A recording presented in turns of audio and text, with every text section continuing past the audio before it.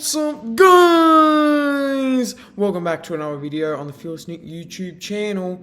And in today's video, I'm going to be going through and ranking every AFL trade that happened in the 2022 AFL trade period. Now, I probably should clarify before we get into this video, I'm not going to be ranking the players on how good of a player they actually are. I'm going to be ranking them on how well I think they will fit into the new side that they have been recruited to. If you go on to enjoy today's video, make sure to leave a like, share, and subscribe. Yeah, it'll really help the channel out a whole lot, and every subscription means the world, and I'm trying to hit 350 subs by the end of the year, so if you haven't clicked that big red subscribe button yet, now is your time to do so. But anyways, without any other further ado, yeah, let's get stuck into it. Alright, so here we are. So before we get into this, I probably should go through the rankings, the tiers. So up the top we got game changer, we got great picker, we got solid, we got okay, and then we got fringe down the bottom. So let's get straight into it, starting off with the first trade we got here, which was Karl Amon, who joined Hawthorn. I'm probably going to leave it in solid for now. I think I'm going to put Karl Amon in the solid category. I think he is a solid player overall. I think he actually will be a good pickup for Hawthorn especially. They really need that sort of outside run. I think Karl Amon is probably not the youngest player going around either, but he'll certainly provide a good experience for the Hawks, considering they're losing a lot of experienced stars. So yeah, I'm going to put Karl Amon in the solid category. Next up, we got Blake Acres. He is probably also in the solid category. He's also a very solid player. He had a breakout year, honestly, for the Dockers this year, and I think he's going to be a very good player for the Blues next season, considering they really need that big-bodied sort of winger. The Blues, their midfield's very, very good, the Blues, but I feel like they need that outside body, which Acres obviously is. Next up, we got Isaac Rankin. Now, I think this is pretty obvious. It's almost, you know what? I really rate Isaac Rankin. He is an absolute star. I'm actually going to put that in game changer for the Crows. He is unreal. If you watch Isaac Rankin play, now obviously he did play for Gold Coast, so probably not everyone watches Gold Coast games a lot, but watch this kid play. He is a star. He was ranked elite for pressure and ground ball gets this season, and obviously coming back home to South Australia this year after being a little bit homesick. There's a lot of homesickness this year, let's be real, but yeah, he will be a great player.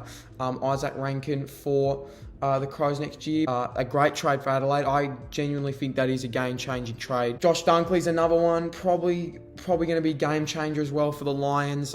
He had a really good season this year. Josh Dunkley, one of the Dogs' best and fairest.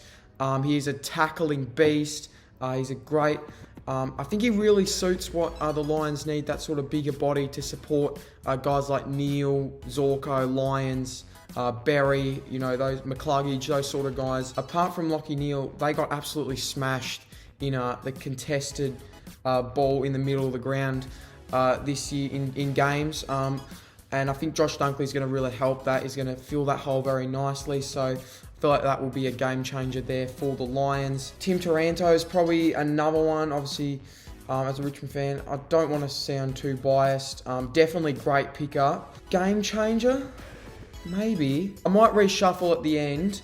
I'll put him in great pickup for now. I think he is a really great pickup for us. I'm real happy we got him. Pick 12 and 19 we had to give up, so we are giving up a bit of talent in the draft, but I think Tim Taranto is absolutely worth it. Obviously coming to a big Victorian club, he's going to be noticed by a lot more people. He's going to be joined by Jacob Hopper, who we will discuss later on in the video. But yeah, Tim Taranto, great trade. Hopefully he can have a really good year for the yellow and black next year. Griffin Logue is another one. I think Griffin Logue, this is a really hard one to rate. Griffin Logue, he obviously had a really good year for the Dockers and was obviously forced out to bring in the likes of Luke Jackson and, all those guys there. Griffin Logue, I'm going to chuck him in solid for now. I think he's a really solid player. Yeah, Griffin Logue, he probably doesn't get the credit he deserves. He was quite an underrated player this year for the Dockers, and he's going to a North side whose backline is not great. I feel like he's going to be a very solid player for North Melbourne next year.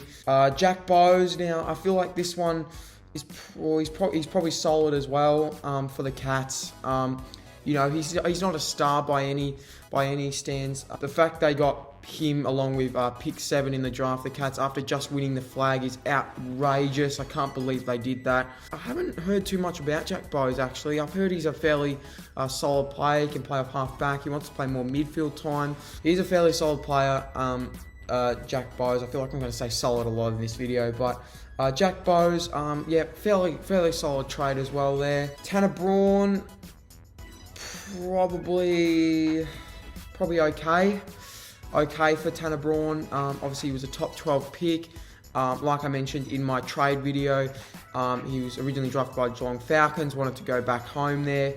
And I feel like under Chris Scott, he's going to be able to play maybe a half forward role next year. Or maybe Tanner Braun is the guy who plays midfield after, now Joel Selwood's retired. Maybe Tanner Braun plays that role. He's got the potential to be a great pickup and potentially a game changer. But for now, I think considering he's so young, I'm probably going to chuck him in okay. Cooper Stevens. Now, I don't want to sound mean here, but I haven't heard too much about him. I've heard he's a fairly solid young player, and under Sam Mitchell, he'll probably play a lot of much more game time at the Hawks than he did at Geelong. But I think for now, I might have to chuck him in fringe. I don't know too much about Cooper Stevens. Like I said, I don't know if he's played many games or not. You never know. It seems to be over previous seasons, the lesser likes, such as Will Brodie last year, turn out to be the game changers. And so you never know. Cooper Stevens could be a very good player, but I think for now, considering he hasn't played much and I don't know much about him, I'm going to chuck him in fringe. Josh Corbett, probably okay as well. From what I've seen of him, he's a very good contested mark, quite underrated at Gold Coast.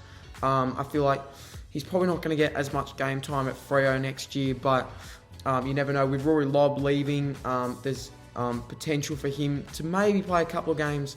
I think he is a fairly solid trade, Josh Corbett. I have heard a bit about him, and apparently he's quite good and he's quite highly valued.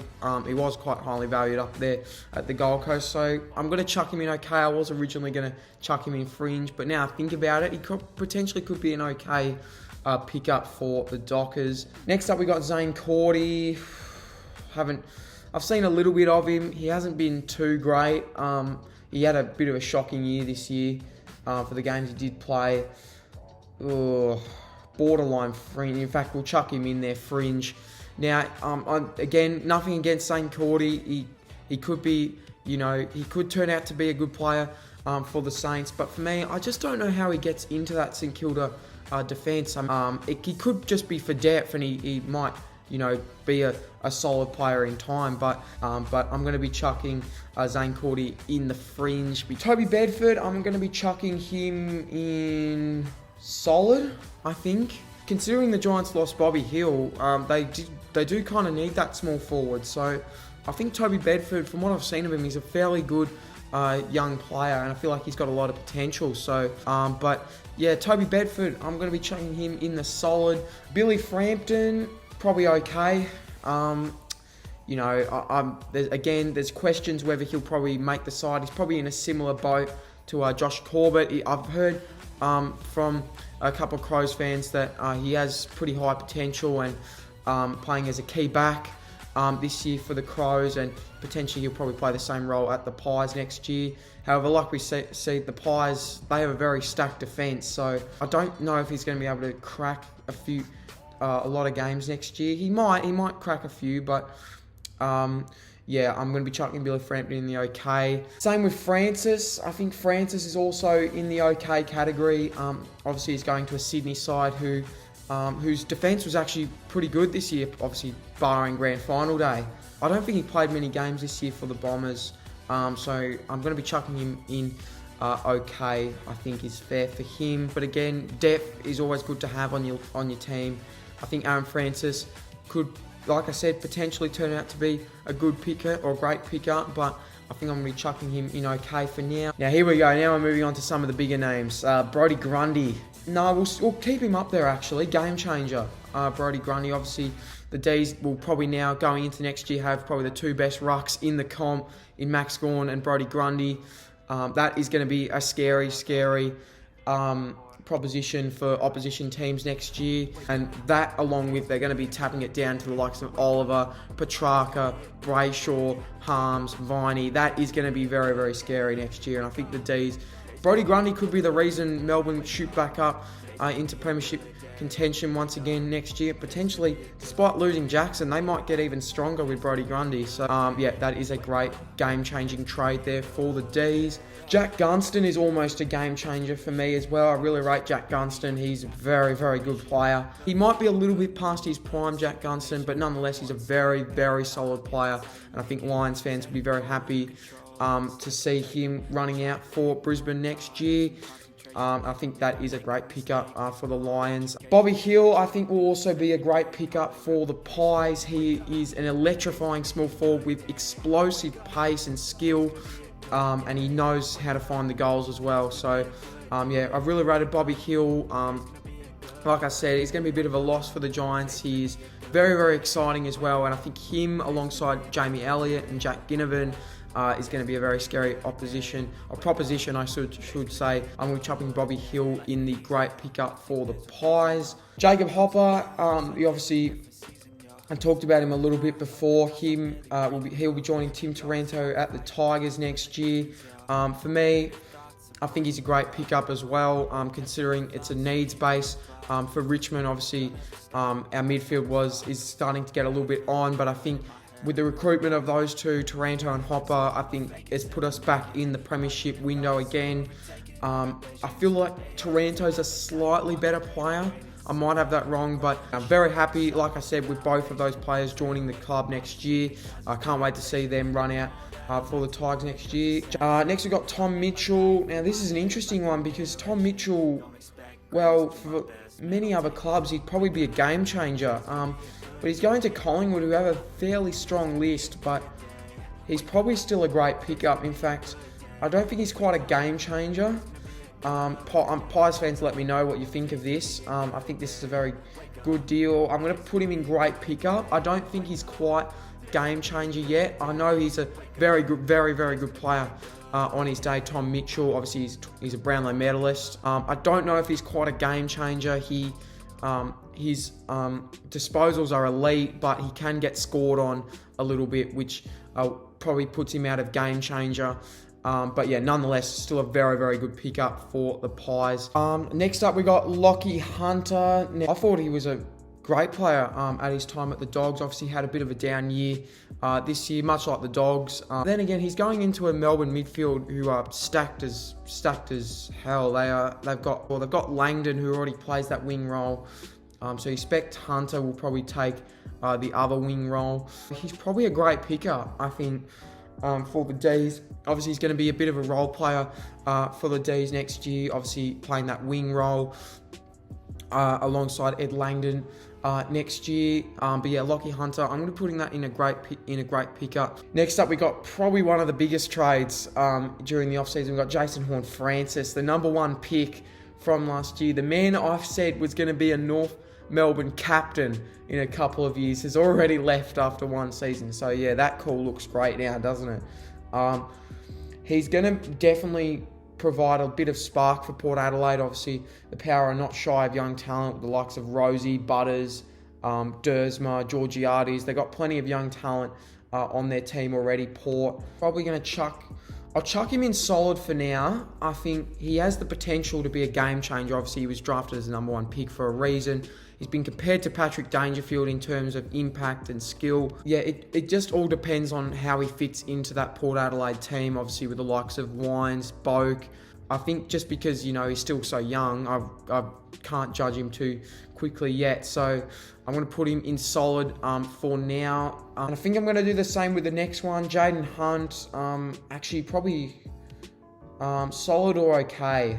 No, considering he's going to West Coast, I put him in solid. I think for most teams he'd probably be an okay pickup, but because he's going to West Coast, obviously West Coast need a bit of bit of talent at the moment. They've got Hunt for not much at all, and he's going to give him a lot of dash off half back. I feel like under West Coast, he probably should play every game if he's fit. I'm going to put that as a fairly solid trade for West Coast. Another one of the biggest trades that happened this offseason, Luke Jackson, definitely a game changer for me. Luke Jackson, especially considering he's going to a team like Fremantle, who sort of need that younger prospect of a ruck. Nothing against Sean Darcy, he's a great ruck as well. He won the Rising Star last year. He was unbelievable. He was a critical part of why Melbourne went on to win the flag in 2021, and I feel like he could have a similar impact at Freo. He's going to help them towards winning a flag, and if they get that combo right with him and Sean Darcy, it could definitely be a game changer for the Dockers. But yeah, I'm going to be putting Luke Jackson in the game changer. Next up, we got Darcy Tucker. Well, considering he's going to North, if I'm putting Jaden Hunt in solid, I think I've got to put Darcy Tucker in solid as well. Obviously, North, they're really struggling at the moment. North, they're in a bit of a hole. Both, I think, are really solid pickups. For North, Griffin Logue could potentially take his game to the next level as a defender for the Dockers. For North. And Darcy Tucker as well, I think, could seriously take his game to the next level, obviously with a lot more opportunity at North Melbourne. Fairly solid trade there for North. Liam Jones, for the Dogs, it's probably a great pickup, to be honest. Obviously, the Dogs, they really lacked key position talent this season. Obviously, the key defence especially was really exposed, and I think Liam Jones has been a very solid defender throughout his career. Obviously, he went to the next level when he played for the Blues in 2021. He was a very, very good defender, and I think that's a great pickup for the Dogs.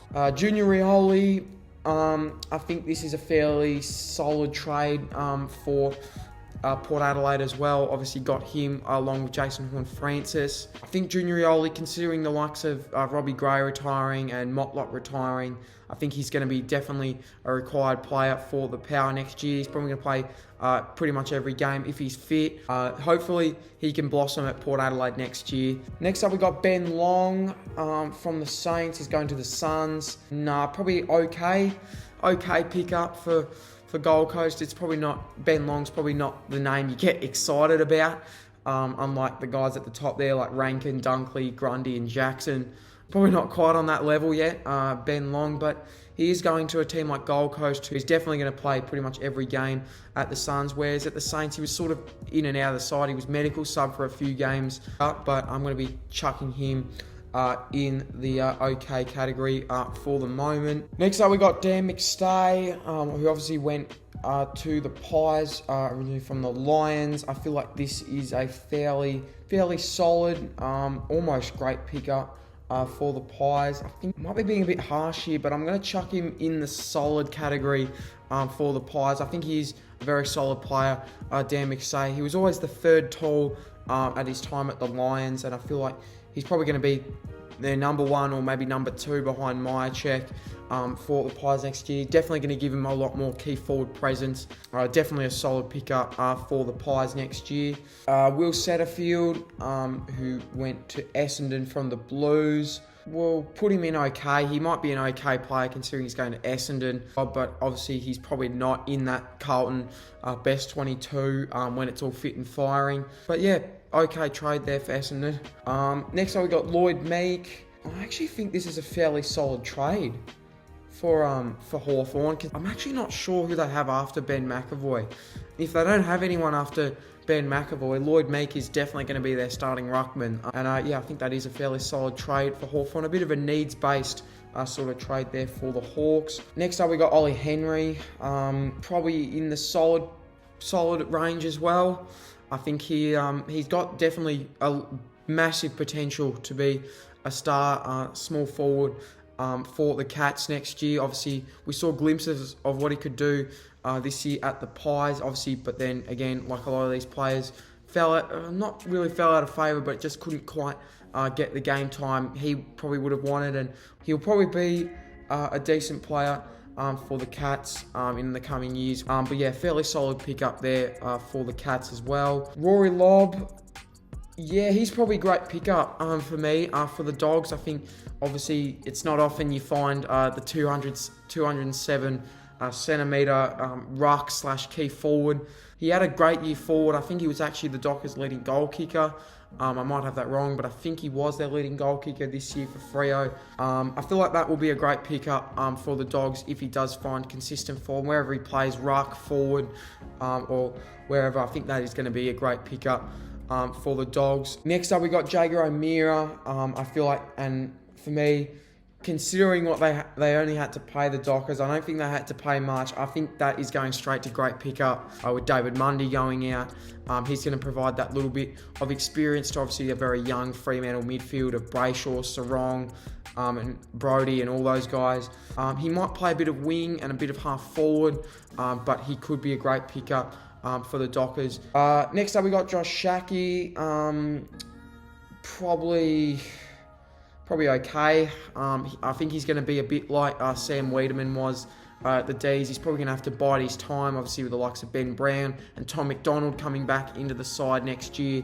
He's definitely not going to get consistent games, I don't think, unless he plays maybe back and maybe Melbourne gets some injuries to their back line again, or maybe Tom McDonald gets injured again, or Ben Brown gets injured.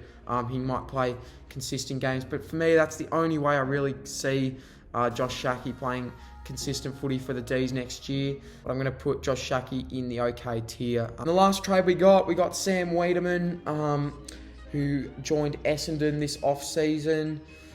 I feel like he's going to be a fairly solid trade for the Bombers next year. Obviously, he couldn't consistently get games at the D's last season, obviously behind the likes of Ben Brown. And even when Tom McDonald went out, I don't think he was getting consistent games even then. You know, he's coming into an Essendon team who really only have Peter Wright as their main key forward. So it'll be good to give them another key forward towards goal. I think the Bombers really needed that, and I think that is a fairly solid trade for the Bombers. He might not be a game changer, he might go missing at stages, but you know, at least you can have someone else there to support the likes of Peter Wright for next season. So yeah, that was me ranking all the trades for the 2022 AFL season. So there we go, guys. That was me ranking every AFL trade that happened in the 2022 AFL trade period. Remember to comment down below how you think your team went this trade period, which players that are joining your club that you're excited for. Please let me know down below in the comments as well. I'm trying to post at least one video a week if I can, but I've obviously got exams coming up for school, so that might be a bit tough, but I'll try and do my best anyway. Nonetheless, thank you so much for watching. Remember to leave a like, share, and subscribe to the channel, like I said. Thank you so much for watching. Like, share, subscribe, and yeah, I will see you in my next video. Cheers!